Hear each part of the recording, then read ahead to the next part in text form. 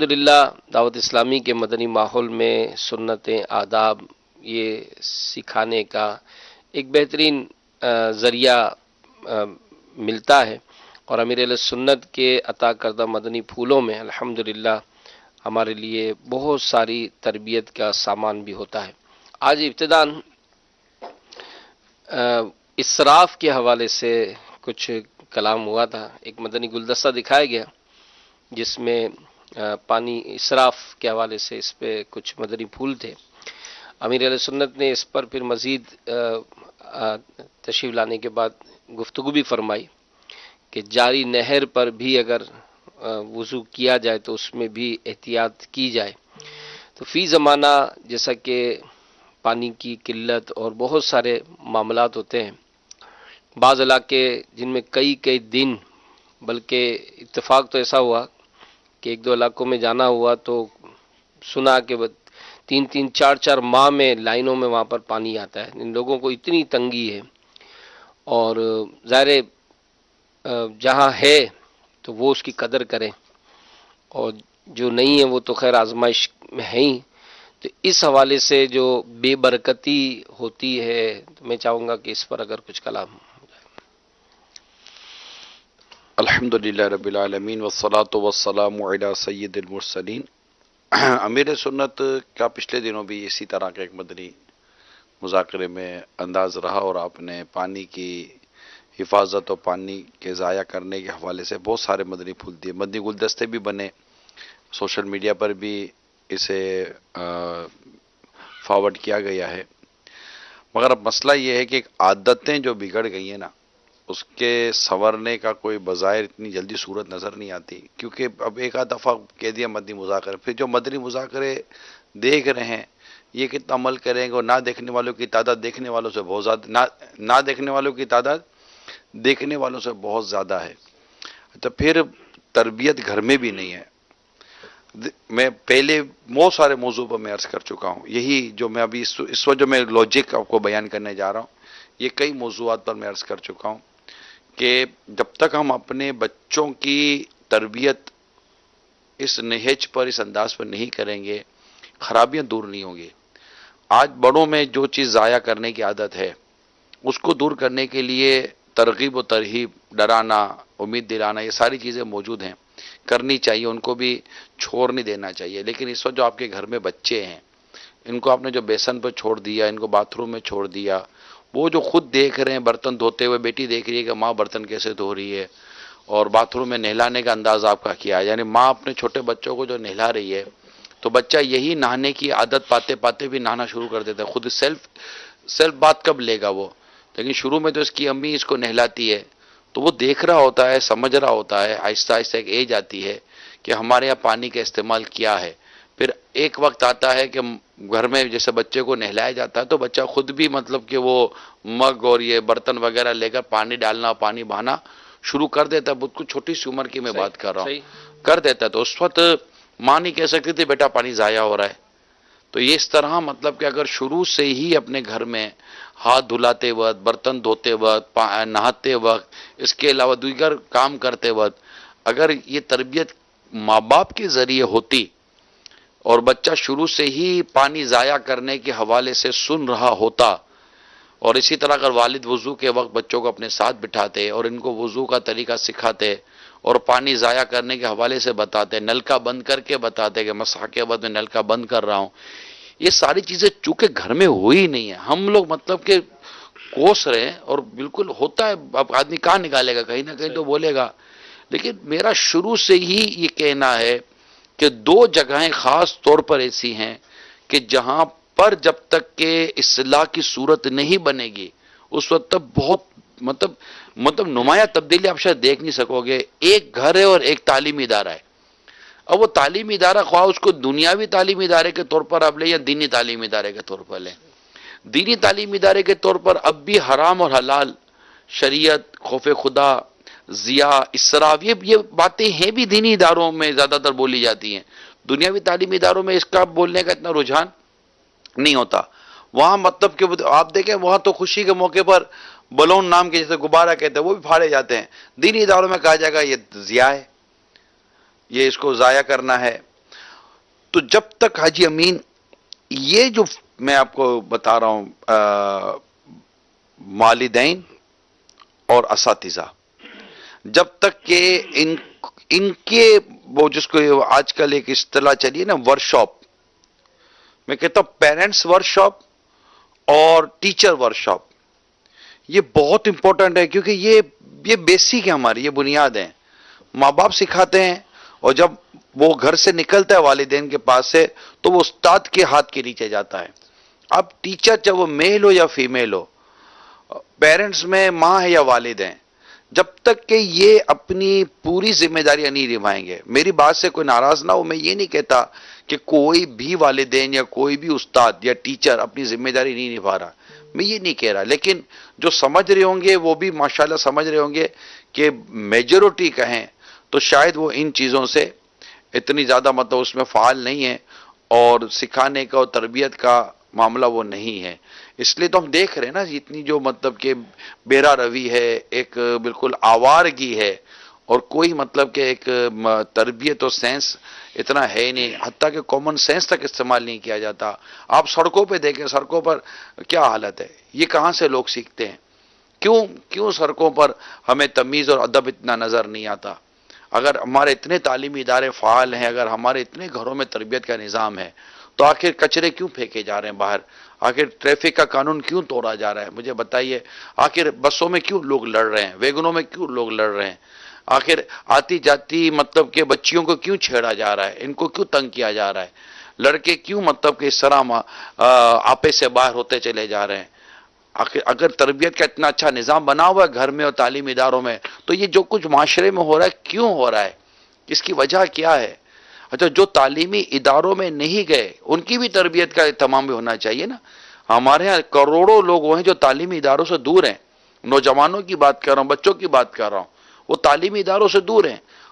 اچھا، ان کی نہ تعلیمی ادارے میں کوئی ان کی ترکیب ہے، نہ ان کی گھروں میں تربیت کا کوئی سلسلہ. آپ مجھے بتائیں کہ ہم جو یہ بول رہے ہیں تو آخر یہ جو سن رہے میں اس کا انکار نہیں کرتے، سننے والوں کو فرق نہیں پڑتا ہوگا. صحیح. لیکن میرا یہ کہ نہ سننے والوں کی اور جن کی جو تربیت سے بالکل دور ہیں، جن کو تربیت کا سایہ جن پر نہیں ہے، ان کی تعداد بہت بڑی ہے، یہ چھوٹی تعداد نہیں ہے. جب ان تک بات پہنچ ہی نہیں رہی ہے اور ان کو کوئی ایسا ماحول مل ہی نہیں رہا ہے جہاں پر ان کی کوئی ایسی اصلاح ہو سکے تو مشکل ہو جائے گا نا. اچھا، اب رہی عوام، اب عوام کی طرف آئے تو نیکی کی دعوت دینے کا جذبہ اور برائی سے منع کرنے کا جذبہ کم ہے.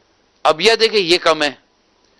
اب میں آج ہی مطلب ایک پوسٹ پڑھ رہا تھا، تھوڑے دنوں میں انشاءاللہ یہ پوسٹ میرا جو فیس بک کا جو پیج ہے اس پر آئے گی، لیکن ابھی وہ موضوع ہے تو میں وہ پوسٹ بیان ہی کر دیتا ہوں. تو اب اس سے کیا فرق پڑتا ہے اگر پوسٹ پہلے بیان ہو جائے؟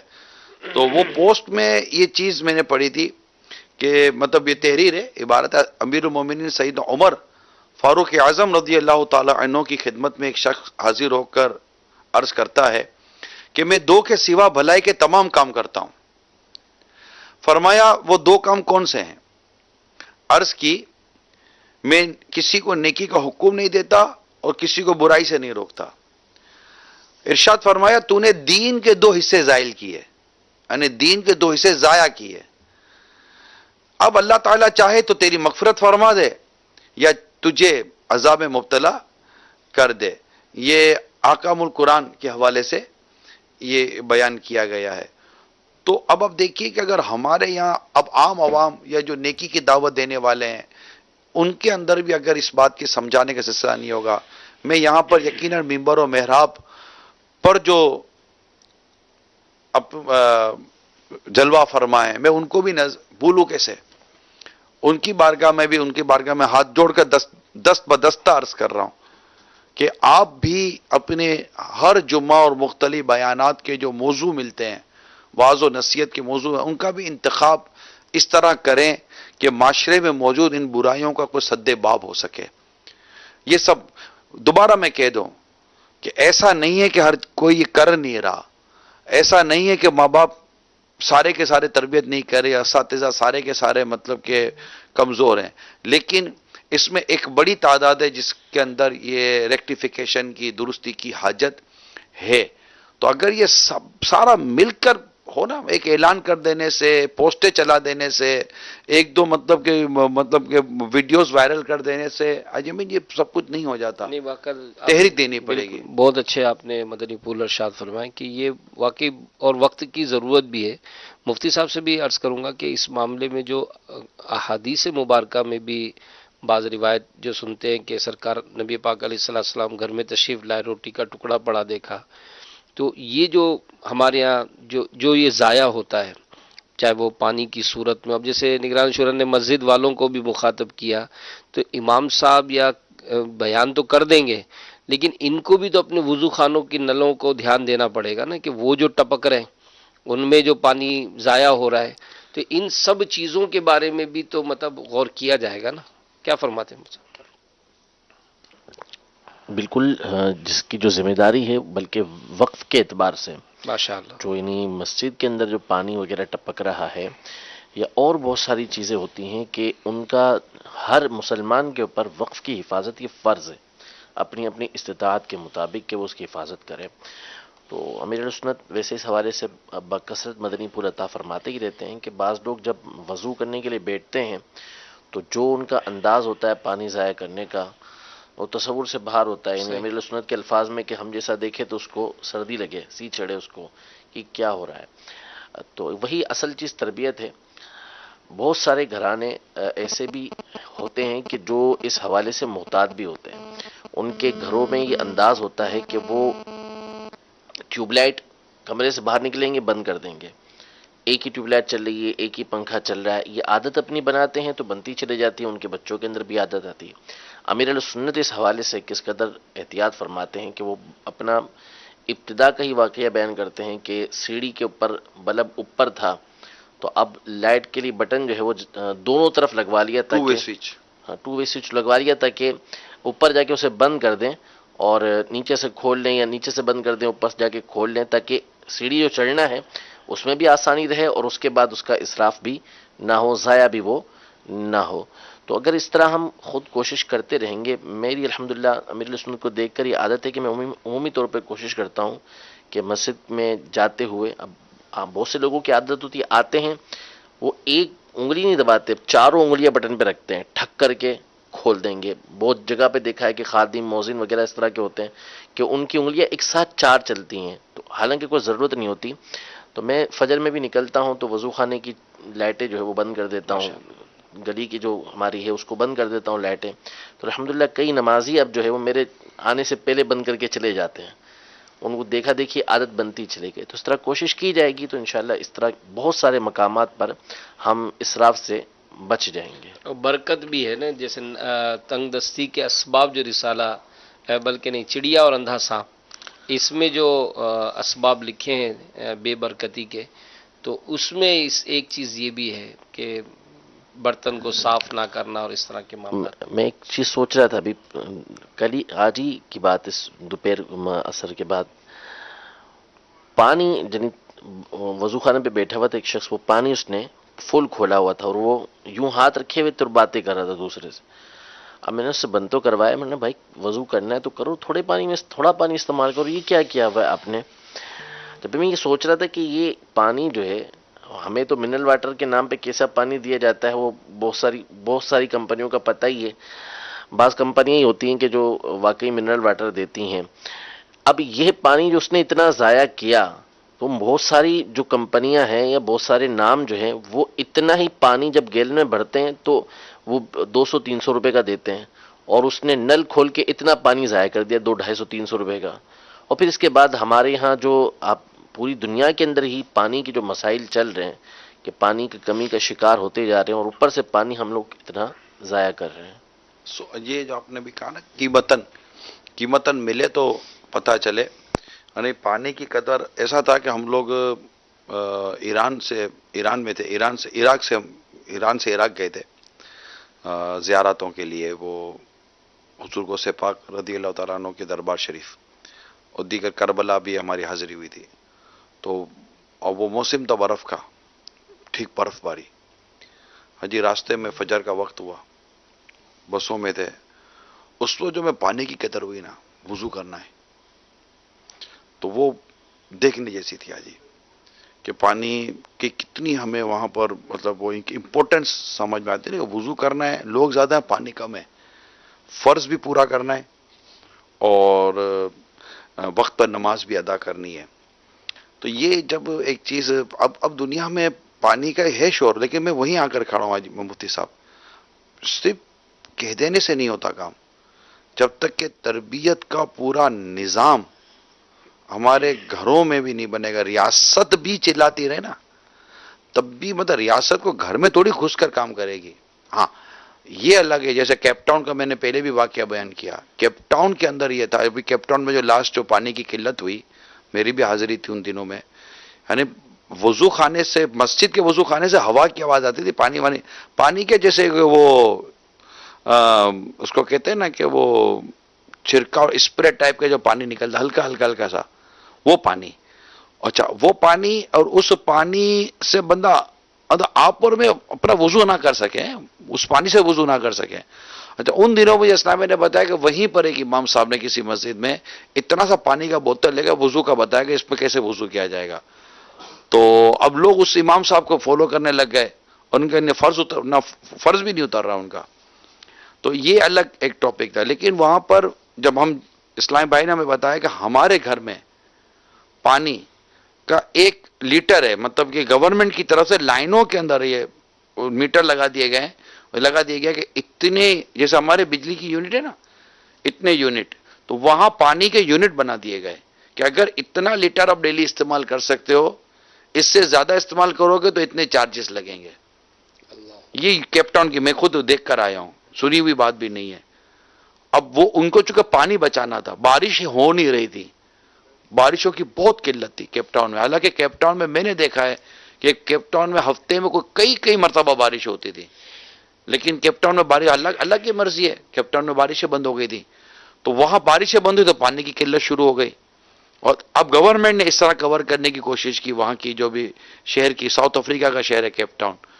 تو مطلب اب یہ کیا، ریاست نے، گورنمنٹ نے، سٹی گورنمنٹ نے ایک قانون بنایا، مگر قانون صرف یہ نہیں کہا کہ یہ کرو، انہوں نے گھر گھر کو اس چیز کا پابند کر دیا اور ایک اصول بنا دیا کہ یہ اصول ہوگا. اب اگر آپ کو مثال کے طور پر 300 لیٹر پانی استعمال کرنے کا آج کا کوٹا ہے آپ کو، اور آپ نے 500 لیٹر استعمال کیا ہے، تو 200 لیٹر کا جو پانی آپ نے استعمال کیا، اس کی آپ کو گورنمنٹ کو پیمنٹ کرنی پڑے گی. 300 لیٹر فری. یہ ایسا ہی تھا، میں یہ نہیں کہہ رہا، لیکن اس طرح کی کوئی چیز بنائی تھی گورنمنٹ نے، اور گھر گھر اس اصول کا پابند بن گیا. تو پتا تھا کہ اب کریں گے تو جائے گا. اب جیسے مسجد کے اندر آپ لگا دو اسی طرح کا کہ اتنے میں پانی میں وضو ہو گئے تو ٹھیک ہے، زیادہ وضو میں استعمال کرو گے تو پھر آپ کو مطلب کہ ڈبے میں اتنے پیسے ڈالنے پڑیں گے. اب آپ دیکھیں نا کہ کیا ہوتا ہے حال. پھر مقتدی کہیں گے کہ اگر اس سے کم ہے، نہیں لگتا کہ اگر اسے کم استعمال کریں گے تو امام صاحب ڈبے سے نکال لے. تو یہ عجیب ہمارا حال ہے. اللہ کرے کہ ہم نعمت کی قدر نہیں ہے، بے احتیاطی بہت ہے، بے حسی بہت ہے. وہی گھر کے اندر اگر تربیت شروع کر دیں، کھانا ضائع نہ ہونے دیں، پانی ضائع نہ ہونے دیں، بجلی ضائع نہ ہونے دیں، پیسے ضائع نہ ہونے دیں. 10 روپے کی نوٹ اگر آپ کا بچہ پھاڑ دیتا ہے، 10 روپے کی نوٹ پھاڑ دی، چیخ رہے، ادھر 100 روپے کا پانی ضائع کر دیا، اس کے لیے آپ کو تکلیف نہ ہوئی. تو 10 روپے کی نوٹ بھی بچانی ہے، پانی بھی بچانا ہے. ضائع کرتے، کھلونے توڑ دیتے ہیں، یعنی اپنی چیز بھی ضائع کرنے کی اجازت تھوڑی ملے گی بلا وجہ. اب مطلب چیزیں توڑتے ہیں بچے نے کوئی سی چیز اٹھا لی، پتہ ہے توڑ دے گا. ٹیلی فون توڑ دیتے ہیں بچے، تار توڑ دیتے ہیں بچے. وہ مطلب کہ کوئی آپ نے شو پیس دے گا تو وہ گرا دیں گے. بچہ ارے بچہ اس کو سمجھاؤ، یہ ضائع کر دیا اس نے. بچے کو شروع سے پتا ہونا چاہیے کہ میں نے چیزیں ضائع نہیں کرنی، میں نے اس کا نقصان نہیں کرنا. انشاءاللہ تعالی اس سے تربیت ہوگی، اور جب یہ تھوڑا سا بڑا ہوگا، 7 8 10 سال کا جب ہو جائے گا، اس کو تمیز ہو جائے گی، اس کو سمجھ ہو جائے گی کہ چیزیں ضائع نہیں کرنی. اب وہ پانی بھی بچائے گا، گھر کی چیزیں بچائے گا. جب یہ بڑا ہوگا نا تو یہ اپنے بچوں کی بھی ایسی تربیت کرے گا جیسی تربیت اس کے گھر میں ہوئی تھی. تو ایسے کئی گھر ہیں جنہوں نے اس انداز پر اپنے بچوں کی تربیت نہیں کی، وہ آج نقصان اٹھا رہے ہوں گے.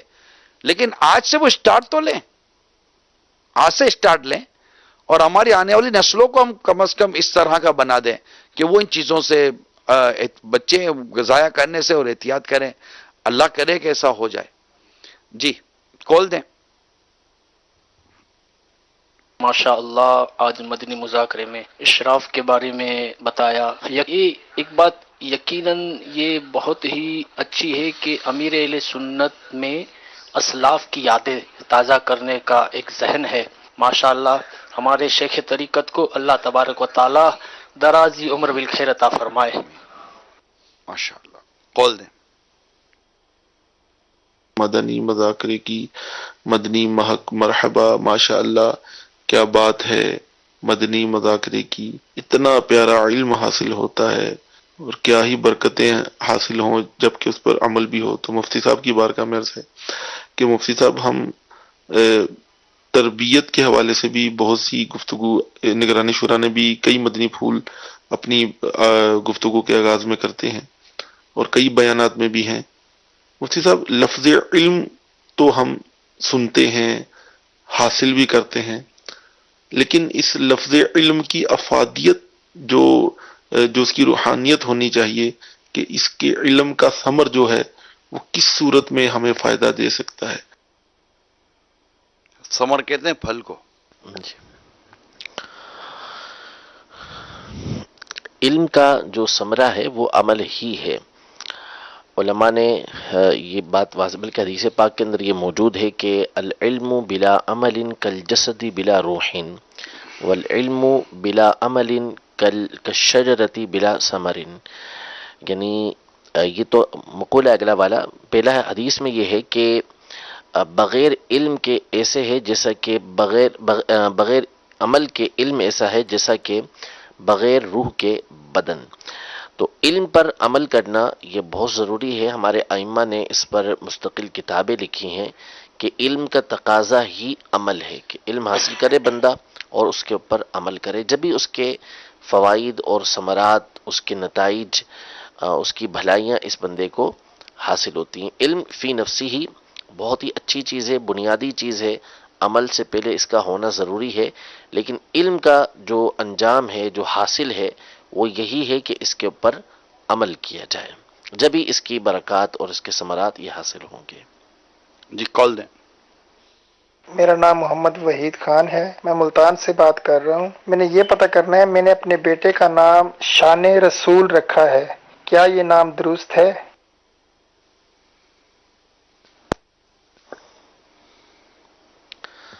یہ نام نہیں رکھنا چاہیے اس طرح. اب اس کو غلام رسول نام رکھیں اس کا عبد الرسول نام رکھیں یہ رکھیں اس طرح کا نام نہ رکھیں شان رسول.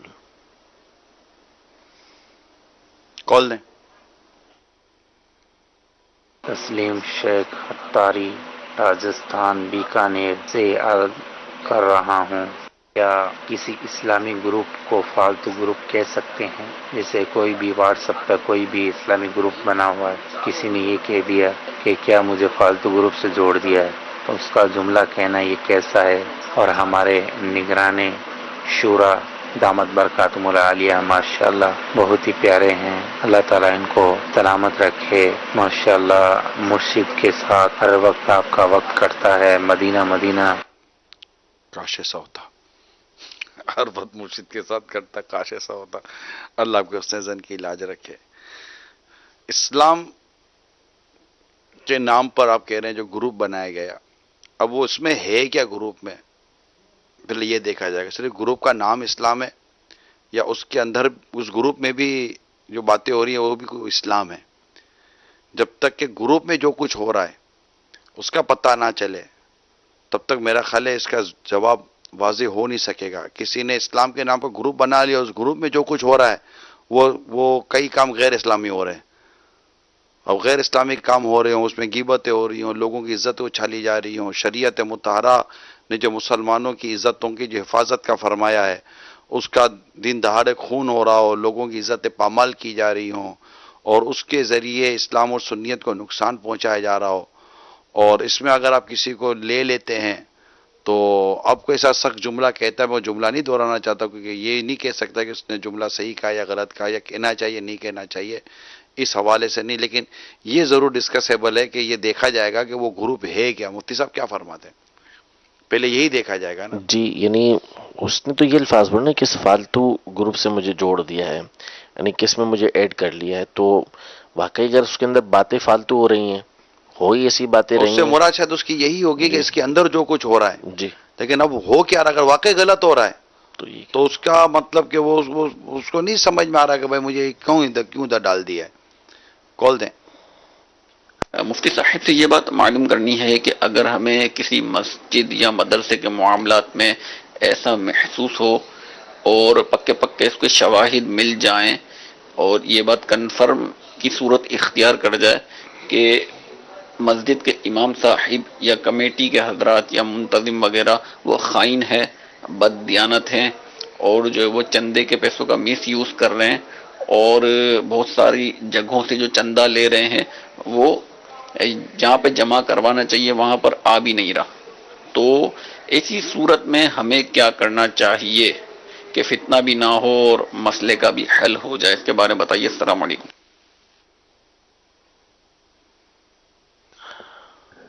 یہ بہرحال بہت سارے مقامات پر جس کو یقینی کہا جا رہا ہوتا ہے وہ شرعی اعتبار سے یقینی بنتے نہیں ہیں.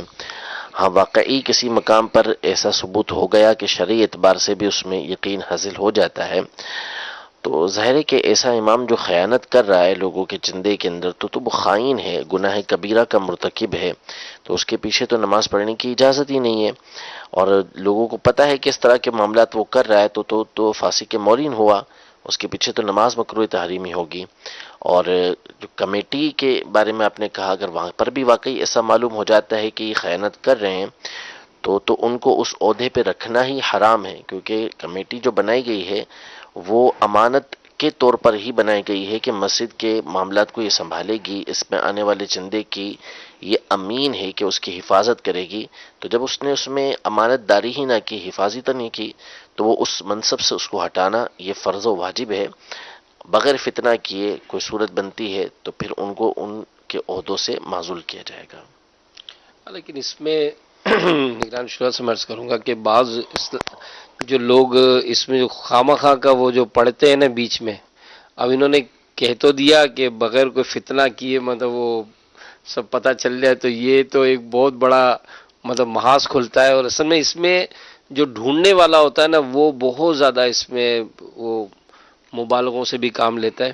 اچھا بعض اوقات مفتی صاحب یہ بھی دیکھا جاتا ہے کہ امام پر الزام لگایا جاتا ہے جبکہ امام کا اس میں تعلق بھی نہیں ہوتا ہے، خریداریوں کا کئی چیزوں کا، تو اس طرح کے جو مسائل میں بیجا الجھ جاتے ہیں. اب جیسے اگر مثال ہم یہیں سے جواب سنیں گے تو اب ہر مسجد کا یوں پوسٹ مارٹم کرنا، ہر ایک کا پوسٹ مارٹم کرنا، یہ بھی تو ایک بڑا آزمائش والا کام ہے نا. دیکھیں فتنے کو تو اسلام جی پسند جی نہیں کرتا، بالکل.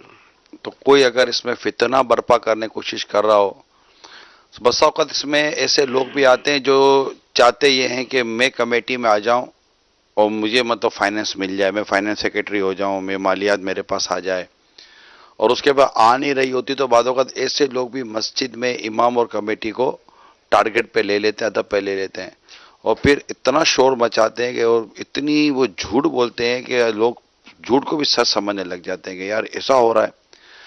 تو اول یہ کہ ہر ایک کا کام ہوتا نہیں ہے یہ، اور فتنہ یہ تو جس نے یہ بات اگر مثال کے واقعی کسی کو لگا ہے کہ ایسا ہو رہا ہے تو جو بھی کنسرن پرسن ہے اس کو بات کرے، اس کو بات کر کے اپنی بات پہنچا دے اور وہ کر دے. پھر اگر اس کو کیا کرنا چاہیے، اب سوال یہ ہے کہ اگر ہو سکتا ہے کوئی دیکھنے سننے والا ہو کہ نہیں یار ابھی یہ بات کر رہے ہیں واقعی ایسا ہے، اگر واقعی ایسا ہے تو خود کوئی فیصلہ نہ کریں، آپ دارالفتہ اہل سنت میں چلے جائیں، کسی مفتی اسلام کے پاس بیٹھ جائیں اور ان کو ڈیٹیل سمجھائیں کہ بھائی یہ ہے، وہ آپ کو سمجھا دیں گے کہ اس کا طریقہ کار یہ ہے. نمازیوں میں فتنہ کرنا، امام کے لیے فتنہ کرنا، اسپیکر اور مائک پکڑ کر لڑائی جھگڑے کرنا، ویسے لوگ مسجدوں میں آتے ہی نہیں ہیں، اور جب مسجدوں میں اس عنوان پر لڑائی جھگڑے ہوتے ہیں تو عام نمازی بھی چلے جاتے ہیں، کہتے ہیں کہ یار یہ لڑتے ہیں. تو نہ کسی کو مطلب کہ خیانت کرنے دیں، اور اگر آپ کو لگتا ہے کہ واقعی خدا نہ خواستہ خیانت، کیونکہ واقعی حاجی امین نے جو کہا نا یہ اس کی مطلب کہ معلومات صحیح معنی میں لے لینا، جیسے مفتی صاحب نے فرمایا کہ واقعی ایسی صحیح معلومات مل جائے کہ یہ پروف ہو جائے کہ واقعی یہ خائن ہے، یہ کوئی آسان کام نہیں ہے. آپ نے مطلب امام صاحب کو خرچ کرتے دیکھا اور آپ کو لگا امام صاحب چندے کا پیسہ خرچ کرتے، امام صاحب کو ہو سکتا تحفے میں پیسے ملے ہوں، امام صاحب کو وراثت میں پیسے ملے ہوں، امام صاحب کو کسی اور ذریعے سے پیسے ملے یہ ہوں. جو فیصلے ہوتے ہیں نا، بعض نادان ایسے ہوتے ہیں جو نمازوں میں کھڑے ہو جاتے ہیں. اب وہ جمعہ کی نماز ہو رہی ہے، ویسی مسجد بھری ہوئی ہے، تو اس طرح کا جو ماحول بنتا ہے تو بڑا شور شرابہ اور بہت اچھا. حدیث پاک میں آتا ہے فتنہ سویا ہوا ہوتا ہے، اس پر لعنت ہے جو اس کو جگائے. خدا نہ خاصا اللہ کی نافرمانی کرتے ہوئے یہ کام نہ کریں. اور اگر آپ واقعی مسجد کے چندے کی حفاظت کرنا چاہتے ہیں اور آپ کو لگتا ہے کہ ایسا کچھ ہے، تو پھر اس کے جو بھی شرعی ترقاض ہیں اپنے طور پر روڈ میپ نہ بنائیں. میں اب یہ جو آپ قرض کرنے جا رہا ہوں اس کو سمجھے، اپنے طور پر روڈ میپ نہ بنائیں، اپنے طور پر ڈائریکشن طے نہ کریں. اگر آپ کو اس طرح کی کوئی چیز محسوس ہوتی ہے اب آپ کو کرنا کیا چاہیے، اس کی شرعی رہنمائی لے لیں، اور جو شریعت و دین اور مفتی اور علماء آپ کو کہیں نا اب اس کے مطابق کریں. اپنی مرضی سے کچھ نہ کریں، کہیں ایسا نہ ہو کہ جو ہو رہا ہو وہ تو اتنا بڑا نہ ہو لیکن آپ کا کرنا بڑا گناہ ہو جائے. یہ میں عرض کروں گا. بہت اچھا. جی کال دیں. مفتی صاحب، میں نے کچھ دیر پہلے بیٹے کے نام کے لیے سوال کیا تھا تو آپ نے کہا کہ غلام رسول یا عبد الرسول رکھ دے. کیا عبد الرسول نام درست ہے؟ جی بالکل درست ہے. اعلیٰ حضرت امام اہل سنت اپنے آپ کو عبد مصطفیٰ کہا کرتے تھے، عبد المصطفیٰ. تو عبد المصطفیٰ عبد الرسول دونوں کا معنی ایک ہی ہے. اس پہ بہت سارے تفصیلی دلائل ہیں. اعلیٰ حضرت کے شیخ الشیخ علامہ عابد سندھی رحمۃ اللہ تعالیٰ علیہ کا پورا رسالہ ہے السیف المسلول کے نام سے، جس میں آپ نے تفصیل کے ساتھ اس بات کو بیان کیا ہے کہ اس نام کے رکھنے میں اصلاً کوئی حرج نہیں ہے. حضرت سیدنا عمر رضی اللہ تعالیٰ عنہ یہ ارشاد فرمایا کرتے تھے کہ کنت عبدہ و خادمہ، کہ میں نبی کریم صلی اللہ تعالیٰ علیہ وآلہ وسلم کا بندہ تھا اور آپ کا خادم تھا. تو عبد کی نسبت اللہ تبارک و تعالیٰ کے علاوہ کسی اور کی طرف کرنے میں کوئی حرج نہیں ہے. جی حاجی امین. گیدرنگ میں جو دوست احباب ہوتے ہیں، بلکہ ایون کہ امیر علیہ سنت کی جو گفتگو ہوئی اس میں تو گھروں میں بھی جو شرط لگانے کا جو ایک رواج ہوتا ہے کہ بھائی یہ کام ہو گیا تو میں لگی شرط میں کولڈ ڈرنک پلاؤں گا ورنہ تم پلانا. کھیلوں میں اور کئی حوالوں سے بجلی اتنے بجے آئے گی، لگا لو شرط، اگر نہیں آئی تو میں جیب میں ڈھیلا نہ ہو گیا. تو یہ جو ایک حساب کتاب ہے، یہ اس کو گناہ سمجھا نہیں جاتا ہے اور اس کی معلومات نہیں ہے. رہنمائی فرمائیں. یہ جو ظاہر ہے کہ یہ تو حرام ہی ہے، یعنی جوا ہی ہے یہ کہ آ گئی، یعنی یہ کام ہو گیا تو میں کھلاؤں گا ورنہ تم کھلاؤ گے، تو اس کے ناجائز و حرام ہونے میں تو کوئی شک ہی نہیں ہے. یک طرفہ ایک الگ چیز ہے، یعنی وہ یہ کہتا ہے کہ ٹھیک ہے کہ یہ میرا کام ہو جائے گا تو میں آپ لوگوں کو ٹریٹ دوں گا یا یہ کروں گا، وہ ایک الگ بات ہے. لیکن اس میں بھی ہمارے یہاں بہت ساری صورتیں ہوتی ہیں، شرط نہ بھی ہو تو بھی بسا اوقات جو ہے وہ فتنے سے بچنے کے لیے ایسا کام کیا جاتا ہے. مثلا کسی کی پوزیشن آتی ہے تو اب اس کو اتنا پریشرائز کیا جاتا ہے کہ بھائی تم نے ٹریٹ دینی ہے، تم نے دعوت کرنی ہے، تو بسا اوقات وہ مجبور ہو کے کھلاتا ہے اور ان کے شر سے بچنے کے لیے کھلاتا ہے. جی رشوت ہوتی ہے. اور یہ کتنا عجیب ماحول ہے. ایک جگہ کسی کرکٹ ٹیم تھی، اب وہ کرکٹ ٹیم میں کسی کھلاڑی کا انتقال ہو گیا تو اس کی یاد میں جو ٹورنامنٹ رکھا گیا وہ بھی وہ جوئے کا پورا مجموعہ تھا. اللہ کی پناہ. اور وہ مطلب اس کی یاد میں ٹورنامنٹ رکھا گیا ہے. تو یعنی کہ یہی کہ جہالت بھی کیسا مطلب سر چڑھ کے بولتی ہے کہ مطلب کس طرح سے انداز اختیار کرتے ہیں کہ اپنے دوست کو یاد بھی کر رہے ہیں تو ایک گناہ کا ایک بازار گرم کیا ہے. جہالت و دھندنا رہی ہے. بالکل. اللہ تعالی ہمیں توفیق دے حاجی امین کہ ہم کوئی اس پر مزید مدنی کام کرنے کوششیں کرنے میں کامیاب ہوں. اگر کرم ہو جائے نا دعوت اسلامی کہ وہ اسلامی بھائی جو مدنی کام نہیں کر رہے یا سستی کی وجہ سے جو بھی مطلب واٹ ایور جو چھوٹے موٹے نامعقول قسم کے اگر کوئی سی وجوہات بنائی ہوئی ہیں تو مہربانی کر کے میدان عمل میں آئیں. ہر گلی میں مدرسۃ المدینہ بالیگان کھول لیں ماشاءاللہ. اور اس کے لیے اپنے آپ کو پیش کریں، ٹیسٹ لیں اور مدرسۃ المدینہ بالیغان پڑھانے کے اہل بنے، کوئی اتنا مشکل کام نہیں ہے. گلی گلی مدرسۃ المدینہ بالیغان ہو اور گلی گلی میں رہنے والے عاشقان رسول کو اس میں لائیں، بٹھائیں، پڑھائیں. یہ بہت مطلب کہ بالکل فری ہے، یہ کام فری ہے اور اتنا افیکٹو ہے، اتنا اٹریکٹیو ہے اور اتنا شارٹ ٹائم میں ہے. ود ان 1 hour، 1 گھنٹے کے اندر اندر آپ مطلب 1 گھنٹہ اور مور اور لیس 3 months، 1 hour and 3 months. ٹھیک ہے، آلموسٹ 92 hours بھی نہیں، میں کہتا 80 hours، 72 hours، 72 گھنٹے کا یہ کم و بیش آپ کا ڈیوریشن آپ لے لیں کہ آپ نے 92 days کے اندر آلموسٹ کم و بیش 72 گھنٹے آپ نے 72 hours آپ نے مدرسۃ المدینہ بالیغان کو ود ان 3 months دینے ہیں. اور آپ بھی پڑھانے کے لیے ذہن بنا، پڑھنے ذہن بنائیں. اگر یہ گلی گلی بلڈنگ یعنی میں نے باب المدینہ کراچی میں وہ بلڈنگیں دیکھی ہیں کہ اس بلڈنگ کے اندر رہنے والوں کی تعداد کو 1500 2000 کے آس پاس ہوتی ہے. تو اس میں سے بھی 50 100 200 پڑھنے کے لیے آ جائیں. یہ سب ترکیب اگر ہم مل کر بنائیں اور ہمارا جذبہ ہو کہ آپ جہاں رہ رہے ہیں، جس محلے میں رہ رہے ہیں، جس گلی میں رہ رہے ہیں، ہم جس بلڈنگ میں رہ رہے ہیں، آپ کا جذبہ ہونا چاہیے میرے پیارے اسلامی بھائیوں کہ میں نے یہاں پر مدرسۃ المدینہ بالیغان کھول کر میں نے اپنے گرد رہنے والے عاشقان رسول کو مدرسہ پڑھانا ہے. اسی طرح اسلامی بہنیں یہ کام کریں، مدرسۃ المدینہ بالغات. یہ 2 کام آپ گلی گلی بلڈنگ شروع کر دیں، فری آف کاسٹ ہے. 1 گھنٹہ اپنے ٹائمنگ، آلموسٹ ہمارے جیسے بڑے شہروں میں عشاء کی نماز کے بعد یہ ترکیب ہوتی ہے. مسجد جہاں نہیں، جہاں جن مساجد میں نہیں ہے، جن جائے نمازوں میں نہیں ہے، جن ایریاز میں نہیں ہے، آفیسز میں نہیں ہے، ہر جگہ شروع کر دیں. اس کا مطلب کہ ایک یوں سمجھے کہ ایک مدنی لہر لے آئیں، ماشاءاللہ، مدنی لہر لے آئیں اور یہ شروع کر دیں آقا کے 12ویں کے مہینے کے صدقے میں. انشاءاللہ مدینہ ہو جائے گا. گاؤں میں، دیہاتوں میں یہ تقریباً مجھے 15 سے 17 سال ہو گئے ہوں گے اس موضوع کا الحمدللہ. جب باب الاسلام اور پنجاب کے یہ بعض انٹیریئر شہروں میں میری حاضریاں ہوتی تھیں اور مدنی مشورے اور اجتماعات ہوتے تھے، وہاں ہم یہ بہت تحریک چلاتے تھے.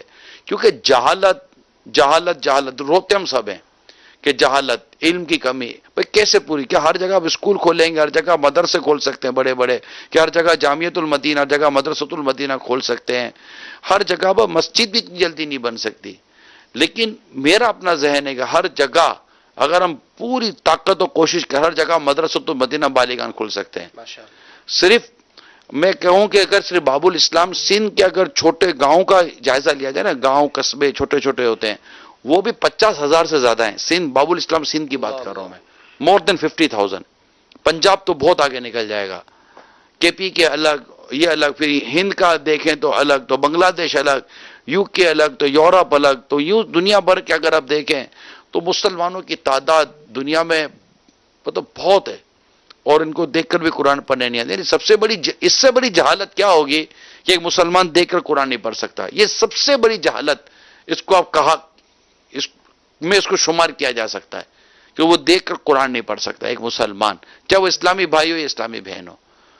تو اگر یہ دعوت اسلامی کے مبلغین، ذمہ داران، نئے پرانے، سارے مدنی کام کرنے والے یا نہ کرنے والے، سارے کے سارے آقائے دو جہاں صلی اللہ تعالی علیہ وسلم کے اس پیارے مہینے میں اگر نیت کر لیں، ذہن بنا لیں، کچھ ہمت کریں اور آپ میدان عمل میں آ جائیں، مدرسۃ المدینہ بالیغان پڑھانے کا کوئی کورس کر لیں، مختصر سا کورس ہوتا ہے وہ کر لیں.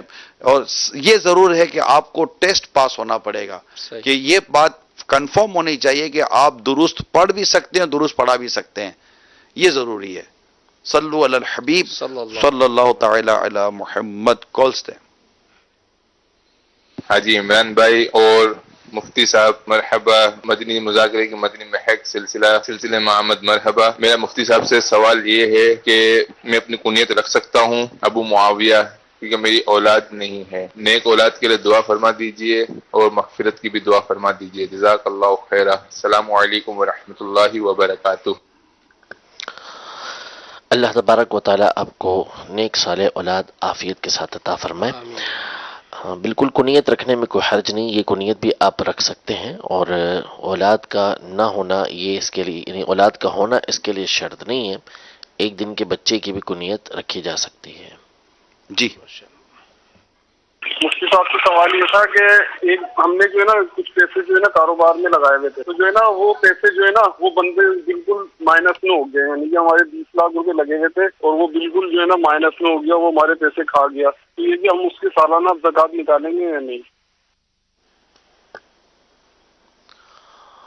اس کو کھانا تو نہیں بولیں گے. اگر آپ نے شراکت کی ہوئی تھی، پارٹنرشپ کی ہوئی تھی اور اس کو واقعی نقصان ہوا کاروبار کے اندر، تو یہ کھانا نہیں کہلاتا. اور شراکت داری کی ہوئی تھی، اس میں نقصان ہوا ہے، مائنس میں چلا گیا وہ، تو آپ کی رقم بھی اس میں ضائع ہوئی ہے. یعنی اگر تو آپ نے شراکت کی ہوئی ہے تو شراکت میں نفع نقصان دونوں ہوتا ہے. تو آپ کی بات واضح ہے نہیں اس حوالے سے، تو اس کو واضح کر دیں تو انشاءاللہ جواب آپ کو دے دیا جائے گا. ماشاء اللہ. پیارے نگران شورا کی بارگاہ میں سوال یہ عرض ہے کہ یہ بتائیں کہ آپ کو دعوت اسلامی میں کتنا عرصہ ہوا، کتنے سال ہو گئے آپ کو کہ آپ مدنی ماحول سے وابستہ ہیں؟ الحمدللہ. اور پیارے مفتی صاحب کی بارگاہ میں سوال یہ ہے کہ نکاح کے وقت جو وکیل بنایا جاتا ہے اور لڑکی سے ایجاب و قبول کروایا جاتا ہے، تو اس کے صحیح الفاظ کیا ہیں؟ وہ الفاظ بیان فرما دیں. جزاک اللہ خیرہ. کل عرض کیا تھا اس حوالے سے میں نے جواب. انہی کو بیان کیا تھا، لیکن وہ شروع کا حصہ نہیں تھا اس میں. جی یا تو کل شروع کا حصہ کاٹ کے چلا آیا تھا، یا بھی کل والا ہی چلا تھا، یا وہ نیا آیا ہے نا. اللہ آپ کو جزائے خیر عطا فرمائے. کل اس کا جواب دیا جا چکا ہے. جی کال دیں. مفتی صاحب، میں نے تھوڑی دیر پہلے آپ سے سوال کیا تھا کہ فالتو گروپ، حالانکہ وہ گروپ بنا ہی گیا تھا، بناتے ہی اسلام بھائی کو جوڑتے ہی انہوں نے کہا کیا فالتو گروپ سے جوڑ دیا، حالانکہ اس گروپ کا نام اسلامی تھا اور نماز کا طریقہ اس گروپ کا نام تھا. تو برائے کرم اس سوال کا جواب عنایت فرما دیجیے. سوال چل رہے ہیں ان کے. اس میں بھی کوئی مسئلہ نہیں ہے، اصل میں کہنے والے کی نیت پر ہی ڈیپینڈ کرتا ہے کہ اس نے کس بنیاد پہ کہا. بھی آپ نے بنایا 10 بندے اسے شامل کیے ہوئے ہیں، وہ 10 بندے کسی اور گروپ میں بھی تھے جہاں پر وہ فالتو باتیں کرتے رہتے تھے، تو ممکن ہے کہ ان کو دیکھ کر اس نے کہا ہو کہ کس فالتو گروپ سے مجھے جوڑ دیا ہے. تو بہت سارے اس میں پہلو ہو سکتے ہیں، تو کہنے والے پر اس طرح مطلقاً کوئی حکم نہیں لگایا جا سکتا. کال دیں. سر کہ آج سوال میرا یہ ہے کہ میں یہ پوچھنا چاہ رہا تھا کہ آج کل کے زمانے میں فی زمانہ اگر کسی کو حضور پاک صلی اللہ علیہ وآلہ وسلم کا دیدار نصیب ہو جائے تو کیا وہ جنتی ہو جاتا ہے؟ بہت بڑی سعادت ہے نبی کریم صلی اللہ تعالیٰ علیہ وآلہ وسلم کا دیدار ہونا، اور دیدار اس حال میں ہو کہ آپ علیہ الصلوۃ والسلام راضی ہوں اور آپ علیہ الصلوۃ والسلام خوش ہوں، تو یہ بہت بڑی اللہ تبارک و تعالیٰ کی نعمت ہے. باقی اس بنیاد پر ہم یہ نہیں کہہ سکتے کہ جس کو زیارت ہو گئی، یعنی خواب کے اندر وہ جو زیارت ہے کہ جس میں جنت کی بشارت ہے، وہ صحابہ کرام علیہم رضوان کے لیے ہے کہ جنہوں نے حیات ظاہری کے اندر نبی کریم صلی اللہ علیہ وسلم کو ایمان کی حالت میں دیکھا. باقی اس کے بعد والوں کے لیے بشارتیں ہیں کہ انہوں نے حق دیکھا اور عنقریب وہ بیداری میں بھی حضور علیہ الصلوۃ والسلام کو دیکھیں گے، لیکن اس سے ہم یہ فیصلہ نہیں کر سکتے کہ یہ جنتی ہیں. یہ بات درست ہے مفتی صاحب کے جس نے مجھے خواب میں دیکھا وہ مرنے سے پہلے مجھے ایک بار بیداری میں بھی ضرور دیکھے گا. وہ یوں حدیث ہے کہ من رآنی فی المنامی فقد یرانی فی الیقظہ، اس طرح کے الفاظ ہیں. بیداری کے اندر وہ دیکھے گا، تو اس بیداری کے مختلف معنی علماء نے کیے ہوئے ہیں کہ قیامت کے دن بھی وہ نبی کریم صلی اللہ تعالیٰ علیہ وآلہ وسلم کی زیارت کرے گا. اس طرح کے الفاظ موجود ہیں. اور زندگی میں بھی اس طرح ممکن ہے کہ اللہ نعمت اللہ تبارک و تعالیٰ روح قبض ہونے سے پہلے بھی دیکھ سکتا ہے. اللہ خیر و عافیت کے ساتھ رضا مصطفیٰ والی زیارت مصطفیٰ سے ہمیں مستفیض کرے صلی اللہ تعالیٰ علیہ وسلم. جی آج امین. رمضان کے روزے قضا ہوتے ہیں تو بعض امراض یا کسی سبب سے، سفر کے سبب بھی روزے قضا ہو جاتے ہیں. ایک موضوع آج کے اس کا حصہ بنا، اور خاص کر امیر علیہ سنت اسلامی بہنوں کو بھی یہ فرمایا کہ اگلا رمضان آنے سے پہلے جو ہے وہ اس کی قضا کر لیں. لیکن عموماً دیکھا جاتا ہے کہ دنیاوی کوئی معاملہ ہوتا ہے تو بڑا اس کا چیک اینڈ بیلنس ہوتا ہے، ہر چیز کا ایک حساب کتاب بنتا ہے. لیکن دینی معاملات میں اس کا اتنا وہ جذبہ اہتمام نہیں نہیں ہوتا، کرتا۔ جذبہ نہیں ہوتا ہے. تو اس معاملے میں جیسے زکوٰۃ کا بھی اگر حساب بنانا ہو تو اس میں بھی بے احتیاطی، اگر میرے ذمہ قضا ہیں تو قضا ادا ہو جائیں، میری نماز ناقص ہوئی تو اس کو میں مضبوط کروں، یعنی ان چیزوں کا ایک جذبہ پانے کا کچھ اگر یعنی بے احتیاطیاں ہیں، سستیاں ہیں، عبادت اور نیکی کے کاموں میں دل نہ لگنا ہے، دنیاوی زندگی میں اب خود کو ہم نے غرق کیا ہوا ہے، آخرت کی اتنی سوچ نہیں ہے. آج امین یہ تو جس کے بات کریں نا، اگر آپ نمازیوں کی بات کریں نا، نمازیوں میں بھی شاید ایک تعداد ہوتی ہوگی جس کو یہ پتا ہوتا ہوگا یہ مجھ پر فلاں نماز واجب العیادہ ہو گئی ہے اور اس کو مجھے فوراً اس کا ادا کرنا چاہیے، اور وہ اس کو بھی ادا نہیں کرتے، یعنی وہ اوپر ریک کا صدن واجب ترک کر رہے ہوتے ہیں. تو یہ بھی ایک طبقہ ہوتا ہے، یعنی وہ ہے ہی نہیں ہے، دھگس نہیں ہے ہم لوگوں کو کہ ہم نیکی اور عبادت کی طرف یوں مائل ہوں، جلدی جلدی فارغ ہو جائیں اور دے دیں، اور مطلب اپنے ذمے جو شرعی فرائض جو ہمارے ذمے تھے وہ مطلب اتر جائیں اور ہم ایک ایزی ہو جائیں، ایک اس پوزیشن میں آ جائیں. بس اللہ نصیب کرے، بس جذبے کی بات ہے، جس سے جذبہ نصیب ہو جائے وہ یقیناً آگے بڑھ سکتا ہے. مفتی صاحب گزشتہ دنوں ایک موضوع بھی اس طرح کا ایک چلا تھا کہ جس میں ثنا پڑھنے کا اہتمام، اسی طرح تسبیحات جو ہیں وہ کم از کم 3 مرتبہ ہوں اور بڑا پروقار انداز سے ایک نماز ہو. تو یہ بھی ایک جو تسلسل ہو جاتا ہے، یعنی بعض اوقات کبھی کبھار تو وہ ایک ہے کہ کچھ اگر رعایت مل جائے، لیکن بعض اوقات اس کی ایسی پکی عادت ہو جاتی ہے کہ یہ تو ایک سمجھے روٹین بن جاتا ہے کہ مجھے درود ابراہیم نہیں پڑھنا، بس وہ تھوڑا سا درود پاک پڑھا اور اپنے کام سے فارغ ہو گئے. تو ان نمازوں کا جو ایک پراپر ایک انتظام ہے، میں نے سنت مؤکدات تک کی نماز ہے، دیگر سنت و مستحبات اور خوبصورتی جو ہے مزید اس کو ترک کر دینے کا مزاج بھی بن جاتا ہے بلا عذر شرعی، اور مستقل یہ اور عادت ہو جاتی ہے بعضوں کی. جیسے قضائے عمری ادا کرنے کی جو رعایت ہے نا، وہ سمجھے کہ عام نمازوں میں ایک عادت بن جاتی ہے. تو یہ اس کے بارے میں کچھ اگر قضائے عمری میں بھی سنت موقدہ چھوڑنے کی اجازت نہیں ہوتی کہ سنت موقدہ میں نے اس کے علاوہ جتنی آپ دیکھیں گے صورتیں تو وہ سنت موقدہ کے علاوہ ہی چھوڑنے کا ہے.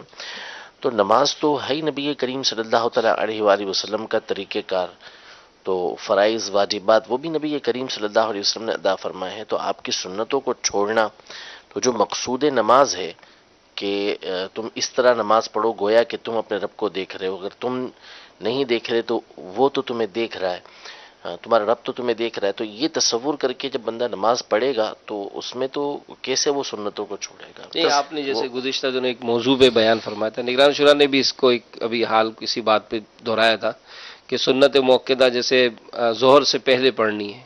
اب وہ بعض دکانداروں کا ایک روٹین ہوتا ہے کہ وہ 1:20-25 پر آ کر اپنے بس وہ نماز پڑھنی ہے اور اس کو ایک عادت بنا لی کہ اس کو بعد میں ہی پڑھنا ہے. تو اس بارے میں تو گناہ گار ہوا نا، اگر اس نے عادت بنا لی تو گناہ گار ہوگا. پر یہ اصل میں ہم یہ ذہن بنا لیں کہ ہم لوگ دنیاوی کاموں میں یا دیگر کسی ایسے بھلائی کے کام میں صحیح ہم خود کو اتنا تھکاتے بزی بنا دیتے ہیں کہ ہم سے فرائض ادا نہیں ہو پاتے. اللہ یعنی مفتی صاحب ایک کام ہے جو مجھے رات بھر مستحب ہے اور میں اس پہ اپنے آپ کو اتنا تھکا چکا ہوں کہ مجھ پہ فرض بھاری پڑ گیا، مجھے اہتمام کرنا چاہیے، میں فرض ادا کرنے جا رہا ہوں. جی یہ ایک اسلام کا حسن ہے، ایک مطلوب و مقصود و محمود باتیں ہیں یہ جس کو سمجھنے کی ضرورت ہے.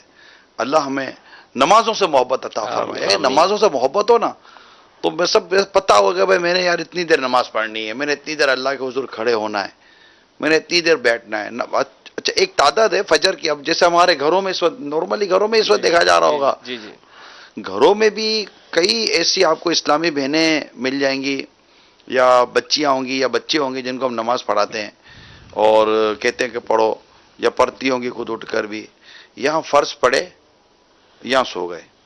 اگر ہم یہ جیسے میں نے کہا گھر میں تربیت، اگر گھر میں یہ تربیت دے دی جائے نا کہ ہم نے اپنے بچوں کو اور بچیوں کو بھی تربیت دیں، میں نہیں کہتا یہ پابند ہیں مگر تربیت دیں کہ نماز پڑھ لی، جیسے فجر پڑھ لی نا، فجر کے بعد ان کو بیٹھے رہو، ابھی تسبیح فاطمہ پڑھ لو، واہ، یہ تھوڑا ورد و وظیفہ کر لو، اور کوئی 2 4 5 منٹ بیٹھا دعا کر لو. واہ، تو یوں مطلب کہ نماز پڑھ لینے کے بعد اس کو 5 7 منٹ کم و بیش، مطلب ایسے میں سمجھانے کے لیے عرض کر رہا ہوں، 5 7 منٹ اس کو اس نماز کی جگہ پر بیٹھنے کی عادت بنائے، پڑھنے کی عادت بنائے، ماشاء اللہ، تاکہ اس کو لگے کہ میری نماز بھی پڑھنی ہے اور نماز کے بعد میں نے کچھ اللہ کو یاد کرنا ہے، دعا کرنی ہے، ذکر کرنا ہے. ایک تو یہ بات. میں ایک اور بات آپ کو عرض کروں پیارے اور میٹھے اسلامی بھائیوں، اپنے بچوں کو خود سے فجر میں اٹھنے کی عادت بنوائیں. ماشاء اللہ، ان کو آپ بالکل پوزیشن میں رہیں کہ ان کی نماز نہ نکل جائے، یا جن پر جماعت ان کی جماعت نہ نکل جائے، لیکن ان کی روٹین بنائیں، پریکٹس بنائیں کہ یہ مطلب کہ از خود اٹھیں، اپنے الارم پر. اپنے الارم پر اٹھیں.